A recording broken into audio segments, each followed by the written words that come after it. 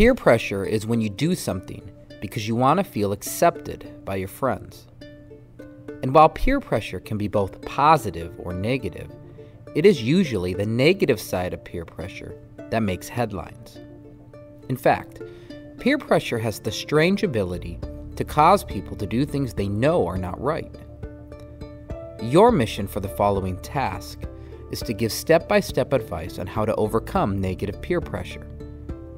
Some examples of negative peer pressure include cheating on a test or letting someone copy your work, dressing or acting in a way that is inappropriate, not including other people in social activities, engaging in bullying or cyberbullying, and more.